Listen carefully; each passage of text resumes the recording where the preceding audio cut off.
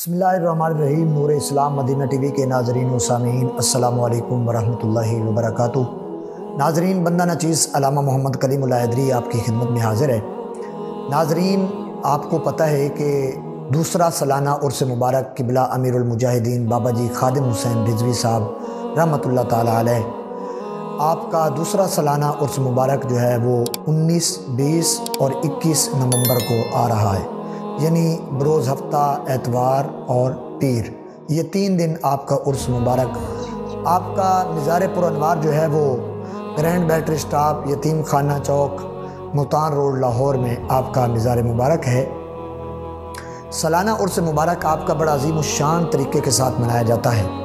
ناظرین، پورے پاکستان، بیرون ممالک سے بھی عشاقان مصطفیٰ صلی اللہ علیہ وآلہ وسلم تشریف لاتے ہیں اس عرس مبارک میں شرکت کے لیے وہ بےتاب ہوتے ہیں پورا سال، تو وہ اس عرس مبارک کی تواریخ میں بھرپور طریقے سے وہ تشریف لاتے ہیں۔ ناظرین، یہ قبلہ امیر المجاہدین یہ وہ ہستی ہیں کہ جنہوں نے 1966 میں پیدا ہوئے، 22 جون 1966 میں اٹک میں وہ پیدا ہوئے، اور انہوں نے بچپن سے ہی ان کے والد محترم نے ان کو مدرسے میں پڑھنے کے لیے بھیجا تھا، اور ماشاءاللہ انہوں نے بڑے احسن طریقے کے ساتھ قرآن پاک کو حفظ کیا، تجوید کے ساتھ، قرات کے ساتھ قرآن پاک کو پڑھا۔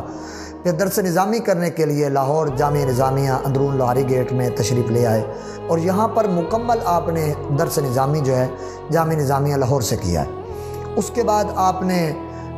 مختلف اپنی جو ہے نا آپ کے مشاور رہے ہیں، آپ پڑھاتے بھی رہے ہیں اسی ادارے میں، اور اس کے بعد آپ امام و خطیب بھی رہے ہیں پیر مکی دربار میں، محکمہ اوقاف کی طرف سے، گورنمنٹ کی طرف سے آپ امام بھی رہے ہیں۔ اور اس کے بعد آپ نے چونکہ جب یہ ممتاز قادری رحمۃ اللہ تعالی علیہ ان کا جب یہ معاملہ پیش آیا، انہوں نے گورنر سلمان تصیر کو قتل کیا، اور اس کے قتل کرنے کی ایک وجہ تھی جس کی وجہ سے وہ قتل ہوا، اور وہ وجہ آپ کو ناظرین ہر جگہ پر مل سکتی ہے، ہر جگہ میڈیا نے بھی اس وقت بتایا تھا، electronic media, social media, print media میں آپ کو یہ تمام تر خبریں مل جائیں گی اور ملتی رہیں گی۔ ناظرین، ایک وجہ تھی کہ جو گستاخہ کا اس نے ساتھ دیا بطور گورنر ہونے کے، اور اس نے کہا کہ یہ تو کالا قانون ہے، نبی کریم صلی اللہ علیہ وسلم کے ناموس کے بنائے ہوئے قانون کو اس نے کالا قانون کہا۔ اس وقت ان کے یہ سیکورٹی گارڈ تھے ممتاز قادری اس کے، تو انہوں نے اس کو جو ہے اسی وقت جو ہے نا وہ گولی مار دیں، اور وہ 26 گولیاں تھیں، 27 گولیاں تھیں جو انہوں نے ماری، اور اس کے بعد انہوں نے کہا کہ میں نے مارا ہے اور میں فخر کرتا ہوں کہ میں نے مارا ہے، چونکہ اس نے نبی کریم صلی اللہ علیہ وسلم کے قانون کو کالا قانون کہا تھا۔ ناظرین، ممتاز قادری رحمۃ اللہ علیہ کو پکڑ لیا گیا، اڈیالہ جیل میں بند رکھا گیا، اور اس وقت ناظرین زرداری کا دور تھا، صدر آصف علی زرداری، اس کے دور میں 2.5 سال وہاں آپ اڈیالہ جیل میں رہے، اور اس کے بعد 2.5 سال نون لیگ کے دور میں رہے۔ ناظرین، جہاں تک ان کی بات ہے، خادم حسین رضوی رحمۃ اللہ علیہ کی بات ہے، یہ وہ مرد مجاہد ہیں جنہوں نے ممتاز قادری رحمۃ اللہ علیہ اور ان کے ساتھ ایک اور شخصیت تھی جن کا نام ڈاکٹر اشرف آصف جلالی ہیں، وہ ماشاءاللہ ہمارے مسلک کی پہچان ہے، ہمارے مسلک کی جان ہے، وہ بھی ان کے ساتھ تھے، اور ان 2 مرد مجاہدوں نے ممتاز قادری رحمۃ اللہ علیہ کے لیے آواز اٹھائی، اور اتنی آواز اٹھائی کہ مغربین جتنے ممالک ہیں ان میں بھی یہ ایک لرزہ طاری ہو گیا کہ وہ مرد مجاہد،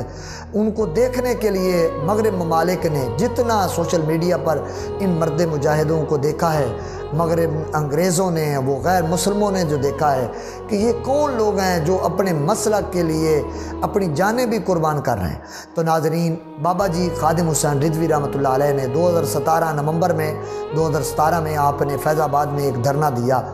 جس میں برطانوی نمائندہ اخبار جو ہے اس نے بھی یہ خبر شائع کی، اور اس نے کہا کہ یہ ویل چیئر پر بیٹھا ہوا بزرگ، یہ اکیلا ہی تن و تنہا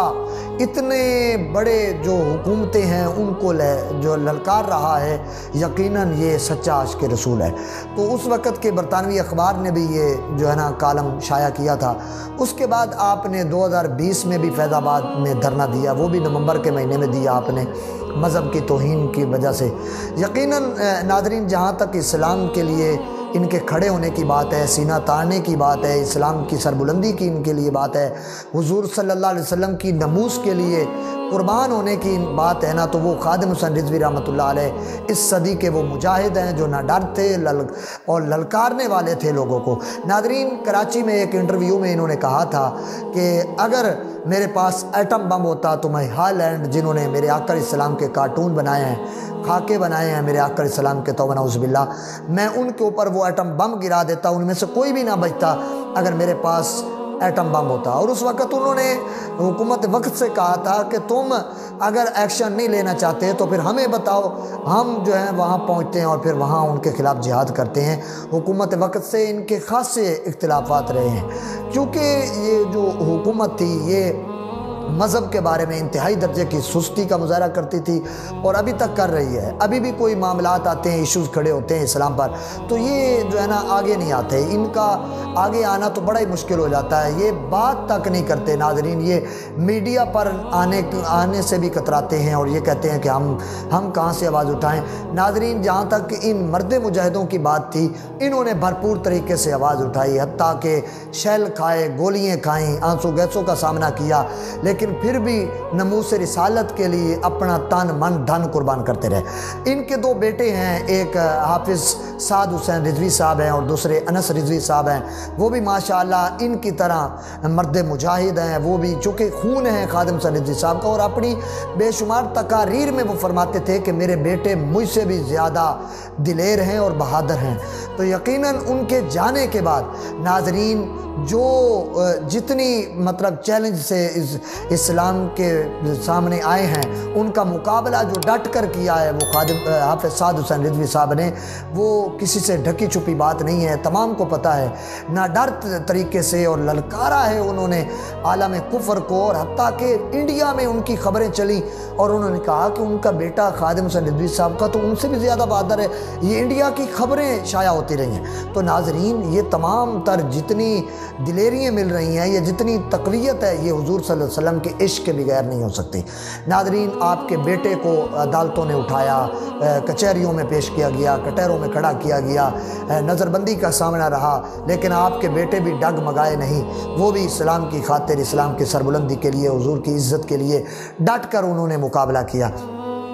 ناظرین، ان کا عرس مبارک ابھی جو ہے نا کل انشاءاللہ جو ہے نا شروع ہو رہا ہے نومبر میں، یہ 19، 20، 21 نومبر کو ان کا عرس آ رہا ہے، یعنی بروز ہفتہ، اتوار اور پیر، یہ 3 دن ان کا عرس رہے گا۔ بھرپور طریقے سے ناظرین شرکت کیجئے گا، چونکہ یہ عاشق رسول ہیں اور عاشق نبی ہیں، تو لہذا ان کے ساتھ تو بھرپور طریقے سے محبت ہونی چاہیے۔ یقیناً یہ ہمارے سرمایہ ہیں، یہ لوگ جنہوں نے حضور کی عزت کے لیے، ناموس کے لیے اپنا تن من دھن قربان کر دیا۔ ان کو نظر بند بھی کیا گیا تھا خادم حسین رضوی صاحب کو، لیکن پھر بھی انہوں نے جب بہر آتے تو یہی کہتے تاجدار ختم نبوت جو ہے نا زندہ باد زندہ باد کے نعرے لگاتے تھے۔ اور جب پنجاب اسمبلی میں ناظرین، جب میں یقیناً بذات خود ان کے ایک ریلی میں شریک تھا، اور اس وقت جہاں لاٹھی چارج ہوئی، اور وہاں پر بھی انہوں نے لاٹھی چارج بھی خود جھیلی اور خود ویل چیئر پر بیٹھے ہوئے تھے، پولیس کی لاٹھیاں بھی کھائیں، گرفتاریاں بھی دیں، جیلوں میں بھی گئے،